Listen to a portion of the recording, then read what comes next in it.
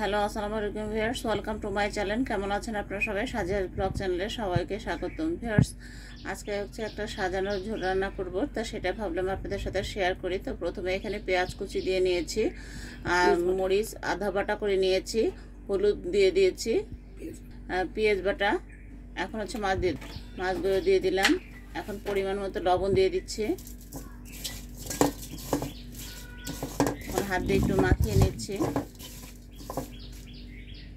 পরিমাণ মতো সাদা সয়াবিন তেল দিয়ে নিলাম। যেহেতু সাজানো ঝোল, সেই জন্য হচ্ছে হাতে মাখানো খেতে মজা লাগে। আর মায়ের হাতের রেসিপিটা খুবই মজা হয়।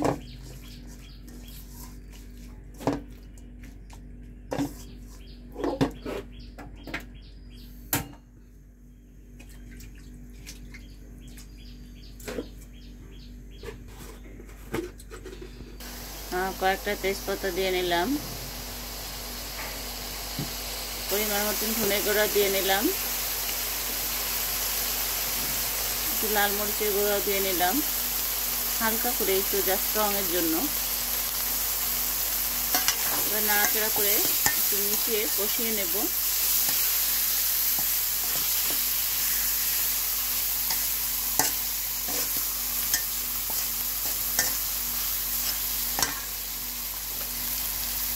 পরিমাণ মতন একটু পানি দিয়ে নিলাম কষানোর জন্য।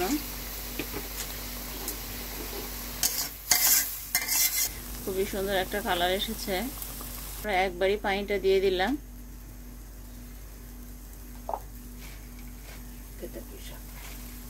পুঁইশাকগুলো দিয়ে দিলাম। এটা হচ্ছে আমাদের ক্ষেতের পুঁইশাক, আম্মু লাগিয়েছিল।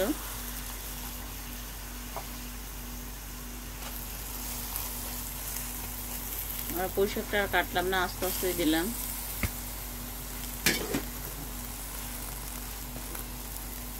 একটু পরিমাণ মতো লবণ দিয়ে দিলাম। এখন সামনে একটু ঢেকে দিলাম।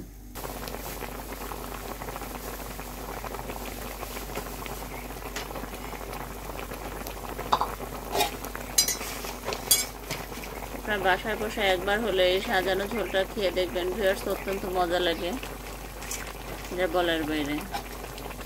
তাই ভাবলাম আপনাদের সাথে একটু শেয়ার করি। দেখুন, একবার ঢেকে দেবেন, পরে আর ঢেকে দেবেন না, তাহলে শাকগুলো কিন্তু একটু সবুজ সবুজ থাকবে, খেতেও ভালো লাগবে।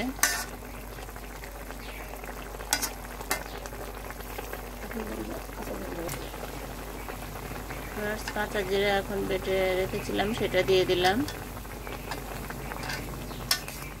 একটু মিশিয়ে নাড়াচাড়া করে নিব ভালোভাবে, যাতে মশলাটা এক জায়গায় দলা পেকে না থাকে, সেদিকটাও খেয়াল রাখতে হবে।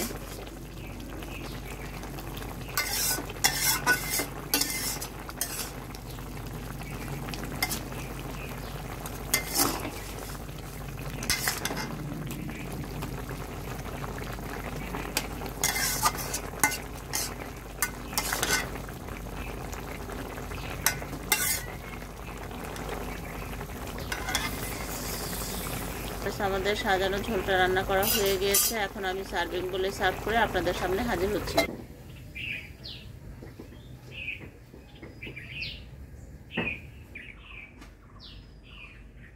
দেখুন মাশাআল্লাহ, কত সুন্দর একটা কালার এসেছে। এভাবে অবশ্যই বাসায় আপনারা একবার হলেও ট্রাই করে দেখবেন, আর খেয়ে কেমন মজা হলো কমেন্ট বক্সে গিয়ে কমেন্ট করে জানাতে কিন্তু একদমই ভুল করবেন না। আর আমার ভিডিওটা টেনে টেনে দেখবেন না, ফুলফিল ভিডিও দেখবেন এবং অ্যাড সহ দেখবেন। যদি কোনো প্রকার ভুল ত্রুটি কোনো কিছু হয়ে থাকে ক্ষমা সুন্দর দৃষ্টিতে দেখবেন। সাজিয়াস ব্লগ চ্যানেলের সঙ্গে থাকবেন, আর লাইক দিয়ে ভিডিওটা দেখা শুরু করবেন, আর বন্ধুদের মাঝে অবশ্যই শেয়ার করে দেবেন, এবং নোটিফিকেশনে গিয়ে বেল বাটনটি প্রেস করে রাখবেন। কারণ হচ্ছে আমি যখনই নিত্য নতুন ভিডিও আপলোড করব না কেন, আপনাদের কাছে যাতে পৌঁছে যায়। তো সেই পর্যন্ত সবাই ভালো থাকুন, সুস্থ থাকুন, নিরাপদে থাকুন, আর অবশ্যই সাজিয়াস ব্লগ চ্যানেলের সঙ্গে কিন্তু থাকুন।